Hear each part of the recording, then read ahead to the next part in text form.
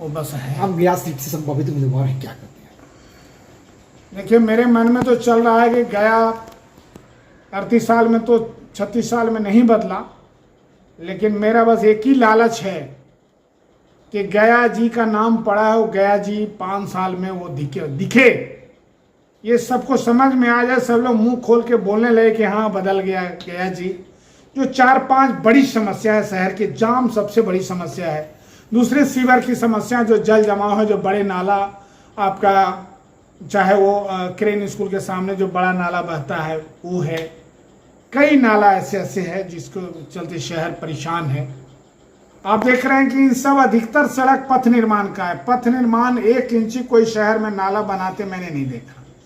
उनको जवाबदेही था पथ निर्माण विभाग को, पथ निर्माण के मिनिस्टर साहब को ये था कि जितनी भी सड़क हमारी है उसके पास में जो जरूरत के हिसाब से नाला है उनको बनाना चाहिए था। और मैं अपनी आवाज़ से आपके माध्यम से पहुंचाना चाहता हूं कि अभी भी गया जी पर एक नज़र डालते हुए, अब गया जी हो गया है, इसके सम्मान में आप लोग को काम करना होगा। और ये भी सबसे मैं प्रार्थना करूँ, हाथ जोड़ के विनती आप सबसे कि बिहार खातिर, अपना बच्चा खातिर 5 साल भ्रष्टाचार लेवे दे वाला काम बंद कर दो सब कोई। चूंकि ये बात सबके मालूम है कि हर एक दूसरा व्यक्ति भ्रष्टाचारी बन गए, लेवे दे वाला कोई दूसरा दुनिया से ना आवा है, ये तो सबको मालूम है। भ्रष्टाचार सहने वाला भी सामने है, भ्रष्टाचार करने वाला भी सामने है। अभी देख रहे हैं कोई इंजीनियर साहब पकड़ा गया, MVI साहब पकड़ा गया तो 50 करोड़ 100 करोड़, ये क्या तमाशा है। तो आपको हम बताना चाह रहे हैं कि जो 400 रुपया जो बुजुर्गों का था, 400 रुपया तो 3-4 बार पता लगाने में आ जाए, भाड़ा खर्च हो, उसको हमने कहा था कि 2000 देंगे।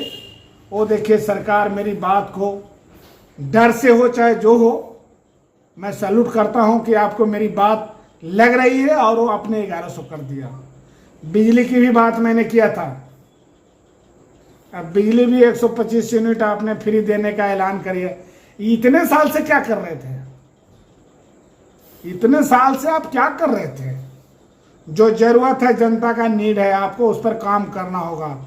ये लोकतंत्र है, और ये जानना चाहिए कि लोकतंत्र, बिहार जो है लोकतंत्र की जननी है। बिहार के बिना भारत की कल्पना, ये बिहार एक सिर्फ राज्य नहीं, एक छोटा देश भी है, ये आपको समझना चाहिए। इसके इतिहास है। आप जिस नगरी में पैदा लिए हैं, ज्ञान मोक्ष और बुद्ध सब यही हैं। तक्षशिला और आर्यभट्ट और नालंदा विश्वविद्यालय जैसे यहाँ थे, जो पूरे दुनिया को पढ़ाने लिखाने की कला की पहली शुरुआत हमने की। आज अज्ञानियों की इतनी बड़ी खेप खड़ी है, बड़ी लाइन खड़ी है, कैसे हो गया? हम एजुकेशन हब क्यों नहीं बनाए? क्या कर रहे थे? सारे पढ़े लिखे, जब सबसे ज्यादा यहाँ के लोग IAS बनते, IPS बनते, ITN बनते हैं, तो हब क्यों नहीं बनाया? आपको पता होगा, टीवी पर हमने न्यूज पढ़ा था कि रसिया जब यूक्रेन पर बम तेज किया तो पता चला कि जो है सो यूक्रेन में भारतीय 6.5 लाख डॉक्टर बन रहे थे, पढ़ाई कर रहे थे। अरे भाई, ये हब यहाँ नहीं बना सकते हैं।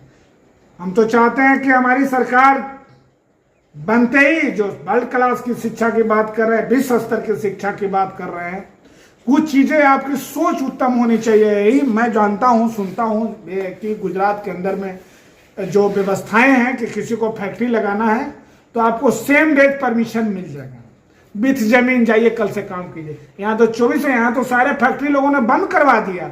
बियाडा और किसी को सबको बेच बाज के जैसे तैसे करके बंटवारा करके कोई फैक्ट्री खुली नहीं है। एक आध को मुश्किल से दम घूट रहा है, बाकी तो सब बंद हो गई है। जरूरत थी सबको उद्योग क्रांति जिसको बोलते हैं, हमारे क्या उद्योग क्रांति की जरूरत है, हरित क्रांति की जरूरत है, शिक्षा क्रांति की जरूरत है। काम बहुत हो गया।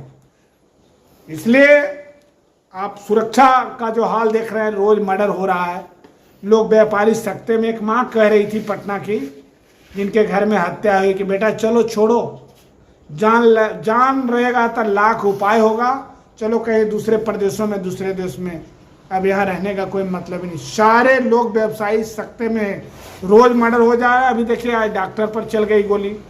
मतलब कोई सुरक्षित नहीं भाई। यानी कि कैसे कहना चाह रहे हैं कि जंगल राज का आगाज यही है। अरे जंगल उंगल बहुत पीछे छूट गया, बहुत ऊपर चल गया, सब चीज है लेकिन कुछ नहीं है। कैसे आप कह रहे हैं ये व्यवस्थित, कैसे कह रहे हैं? सब चीज उल्टा पन जो सचमुच में साधु का स्वरूप है, जो पूरे धरती को, लाल को, सभी को, हम सबको रोटी जुटाने का काम करता है, अनाज उपजा करके, और उसको इस तरह से आप मैंने इतना गंदे वर्ड से सम्मानित कर रहे हैं, ये कहीं माफ़ी लायक नहीं है, कहीं भी माफ़ी लायक नहीं है। ऐसा वर्ड का इस्तेमाल नहीं करना चाहिए, इनको वर्ड को वापस लेना चाहिए और माफ़ी भी मांगना चाहिए। चूंकि एक सीनियर अधिकारी है वो, बिल्कुल बिल्कुल एडीजी है। उनसे उम्मीद कतई नहीं थी कि ऐसा वो बोल सकते हैं, लेकिन कैसे वो उन्होंने। तो आपको लगता है कि पुलिस का काम सिर्फ वीआईपी सुरक्षा देना ही, आम आदमी का सुरक्षा नहीं? नहीं, आम आदमी की सुरक्षा से क्या मतलब है? कानून तो गरीबों को सजा देने के लिए बना है। कोई अमीर आदमी देख रहे हैं सजा काट रहा है, सब चीज बिकिए रहा है, किसी से छिपा हुआ नहीं। हम क्या बोले लाग लपेट का, सब चीज बिक रहा है, खरीदवाल चाहिए। कौन चीज खरीदना है? न्याय खरीदना है। अब देखिए, या तो सजावार, या तो मर्डर सदन में मिलेगा, नहीं तो जो है सो बड़े गैंगस्टर में मिलेगा।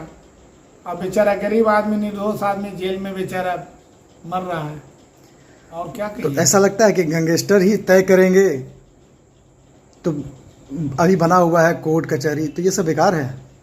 अभी तो बस राम भरोसे चल रहा है, इसको ये कह सकते हैं। किसी तरह से चल रहा है। दारू बंद है, बेचता सब कोई है, पीता सब कोई है, कोई तो रुका नहीं। दहेज बंद है, सब कोई लेता है। आयोग वाले भी दहेज लेते देते हैं, कानून तो है, आप फिर भी जो है सो वो प्रभावी नहीं है। कानून सिर्फ है भावित क्या क्या जैसे मुद्दे ही हैं? है। और यदि आपको जनता मौका देगी गया टाउन में, तो आप अपने क्षेत्र में किस तरह से विकास को देखेंगे? सबसे पहले तो मैं उसकी सुरक्षा की बात करूंगा कि हमारी जनता को कोई अगर अंगली उठाएगा तो उसकी खैर नहीं।